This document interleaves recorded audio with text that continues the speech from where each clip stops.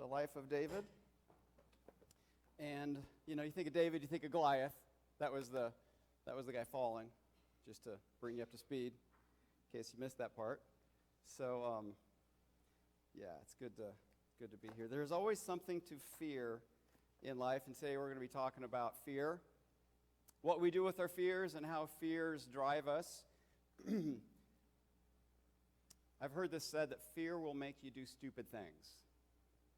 Now, if you're afraid of getting hit by a truck, you need to move. That's not stupid. So there's part of fear that's legit, but there's part of fear that makes us sink and go into a dark place. And today we're going to see David sink into a dark place and not do so well. So we're doing a series, A Man After God's Own Heart. And my question has been, well, how did he get there?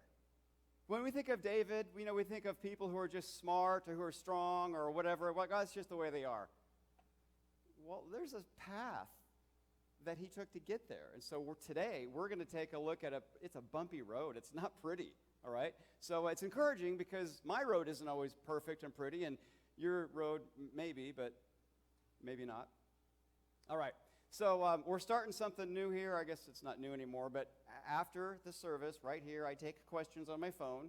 So during the sermon, if a question comes up about the sermon, not about like the 4-3 defense or anything, but just about the sermon, then text it, and I'll do my best to fill those right afterwards. So I'll show you that number again, okay? So today, the title is From Faith to Fear and Back. So David starts off in faith, and he goes to fear, but he knows how to come back. So that is really where we're going to be going today. Here's the big picture, okay? Keeping our eyes on the shepherd will help us move from fear back to faith. A couple weeks ago, I took a little detour, and we went to Psalm 23, and we saw how David, the shepherd, understood that. He says in Psalm 23, I will fear no evil, because the shepherd protects me. I don't lack anything. I don't want anything because the shepherd provides for me. So that mindset is still in my language as we're moving through here. So the shepherd will move us from fear to faith. So these are the characters we're going to run into today, all right? We have a lot of names. These are the names in our story today. We know David, right? We know Jonathan, that's Saul's son. So this is Saul. Saul is the first king of Israel, and his son Jonathan is heir to the throne. And a couple weeks ago, we took a look at how Jonathan took off his royal robe and basically said, I'm not interested in being king. David should be king. Okay, so that's pretty significant. If you're Saul, it's going to be a little frustrating. It's like, hey, this is our thing, the kingdom. And Jonathan's like, yeah, don't want that. And so today we're going to get into some other names like Ahimelech. He's a priest. And Ahimelech's son is Abiathar. And then there's this guy, a Philistine king called Achish. In case you're wondering why those names are big and some are small, it's called a wordle. And the frequency of those names in Samuel, like David shows up a lot, and so it's big. So words that show up a lot are large. Words that show up not so much are very small. So it's just a nice way to see in the book of Samuel what the themes are. Anyway, that's just kind of fun. All right, so let me walk you through. Just going to pick up where we were with kind of a review, okay? A couple weeks ago, we did chapter 16. David's a faithful, willing little kid, teenager, out in the field, doing his shepherd thing. And we saw that he has a willing heart. He has a faithful heart. He is anointed to be king. He doesn't immediately start to grab power and manipulate things. He just goes back to his sheep, and he's doing his faithful thing. And then in chapter 17, we saw he had faith, great faith in action. He stood toe-to-toe with Goliath when nobody else would. One of my favorite little quotes from chapter 17 is when David, talking to Saul, tries all the armor. He's like, this is just too heavy. I can't do this. But before that, David says, let no man fear because of this giant. I will go fight him. Now, those are the words that a king should say. Why isn't the king, Saul, Why isn't he saying, hey men, I know for 40 days he's been intimidating us, but don't fear, I'm going to go fight. That's what a king should say. So already we see David starting to behave like a king, act like a king, and he has faith like the king should have. So this is review. And a couple weeks ago we took a look at chapters 18 and 19. I don't know if you remember that crazy cycle, but Saul, his jealousy goes to anger and bitterness, and he tries to kill David 7 times. Just over and over and over. And that is very confusing for David because he knows in chapter 16, Samuel has said, hey, you're going to be the next king. Okay, that's great, but why is he trying to kill me? Because Samuel, as soon as you said, I'm going to be the next king, I had a mental movie of what that looks like. And it doesn't involve being killed by the current king. Can you see that? Here's another little tidbit. From chapter 16, when Samuel the prophet said, David, you're going to be the next king, anoint him, until David is really king in 2 Samuel 2, 14 years. 14 years of hiding, of running, of wondering, what is going on? Don't you think David doubted that at some time? It's like, was Samuel right? Did he bump his head? Did he not get enough sleep? I mean, how do I know that? Because 14 years is a long time for things not to come true. But David's a man of faith, and he proceeds. So Saul tries to kill David. David is on the run. And we saw this in these chapters. Remember, in this culture, the path to the throne involves 3 key steps, and David nails those. He's designated by Samuel. He demonstrated his faith by defeating Goliath, and then he is supported by Jonathan. Later he'll be confirmed, but contrast that with Saul. Saul is no longer qualified to be king. God said, I'm sorry I made him, and Saul no longer has the Spirit of God. He demonstrated he's unable to by trying to kill David multiple times, and then he lacks support from the heir Jonathan. So it's kind of a sad contrast that we're starting to see, and it just gets more and more pronounced, all right? So this is then kind of a review of where David goes when Saul is trying to kill him. First off, he goes to Samuel. He's like, wait, what? You said I'm going to be king, and Samuel, what's going on? Because he's trying to kill me. I don't get it. And we ended chapter 19 with Saul sending 3 waves of messengers, assassins, to get David.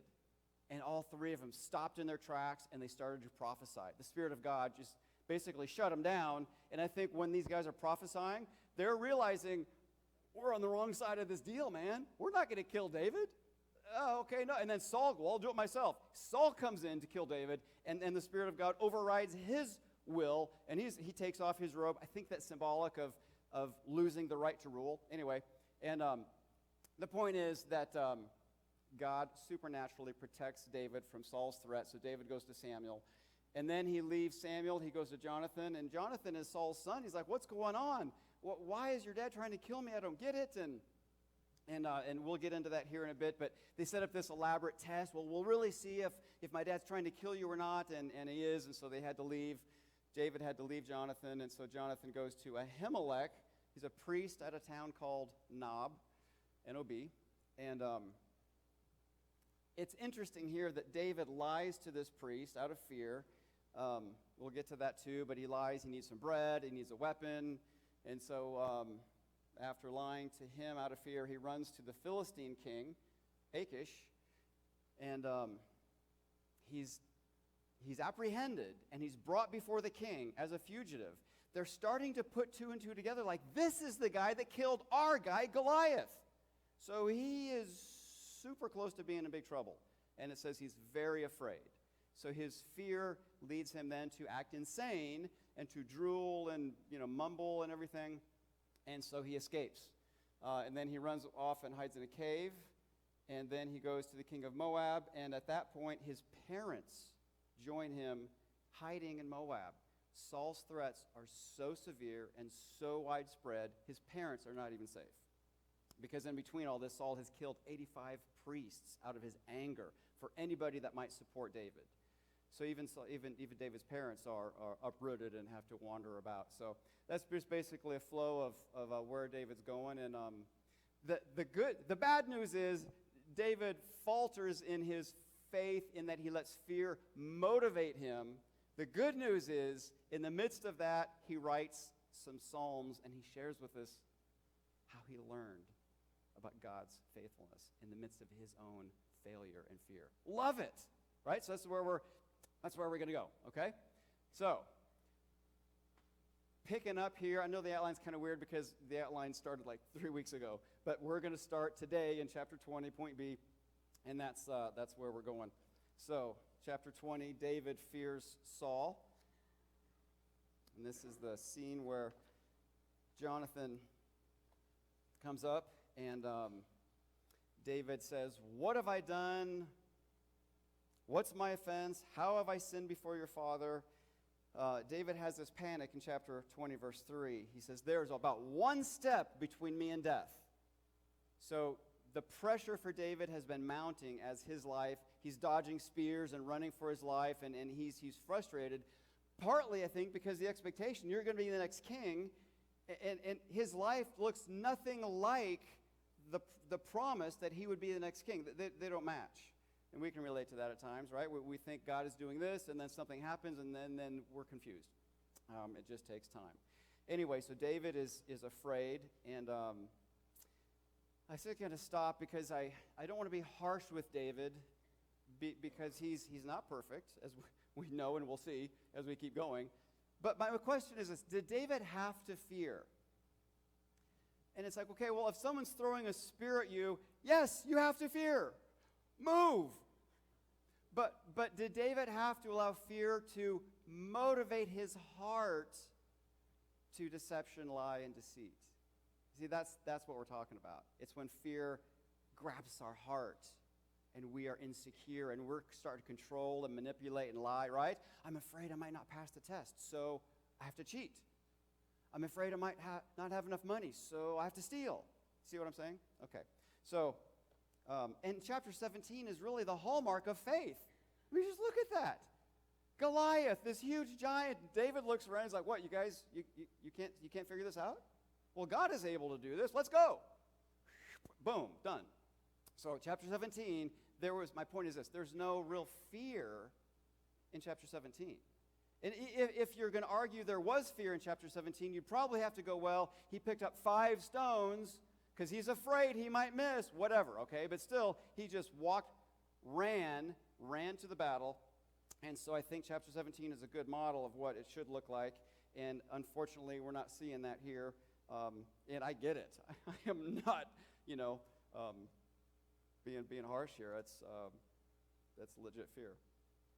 Anyway, so he talks to Jonathan, and he's like, "Hey, man, your dad's trying to kill me." And Jonathan's like, "Oh, no way. Yeah, I know about it. At breakfast, at dinner, I haven't heard anything about, my dad trying to kill you." David's like, "Well, dude, he knows we're friends. He's not going to tell you." "Okay, well, here, let's do this. There's this new moon meal. It takes 3 days. And David, you skip out on it, go hide in the field, and I'll talk to my dad. And if he, and I'll just say, well, he's off at Bethlehem or something. And if Dad's like, okay, that's fine, whatever, then I will come back to this field where you are, and I'll shoot 3 arrows, and then I'll send a kid to get the arrows. And if I say the arrows are on this side of you, you'll know that it's safe and my dad's not trying to kill you. But if he's angry and trying to kill you, I'll shoot the arrows out there, and as the kid runs to get the arrows, I'll yell, 'Aren't the arrows beyond you?' You'll know then that it's not safe and you have to leave." So that's their plan. So, as you may know, that David skips the meal. First day, Saul is like, "So what's up with David?" Actually, the first day, he just assumed he was ceremonially unclean. The second day, he's like, "Where is he?" And Jonathan says, "Well, he had to go to this family sacrifice," and he just erupts in this rage. And the text, I didn't really know that there was actually swearing in the Bible, but if you look at some translations here, you're like, ooh, that's salty. Anyway, so we'll just move on, but he curses and insults his own son, makes a reference to his mother. Anyway, you can connect those dots there. So sadly, Jonathan has to go out and communicate this to David. But just slow down here and think about this. David, the future king, has been hiding by a rock for 3 days, waiting and waiting and wondering, what's my life going to be like? Can I go home? Do I have to run away? 3 days of waiting. And you can look at this and go, well, that's not fair. It shouldn't be this way, right? The king with God's blessing shouldn't have to be hiding in a field by a rock, waiting for some crazy man to figure it out. And yet we live in a broken, fallen world, and sometimes we're the ones who have to wait because of evil, because of sin. And we just have to patiently wait. And that's hard. That's super hard. Here's a verse. David, this is a good homework assignment, okay? No grades, but I'm just saying it's a good homework assignment. Search the book of Psalms for all instances of wait or waiting or waited, right? And it just comes up all over the place. Here's a couple examples.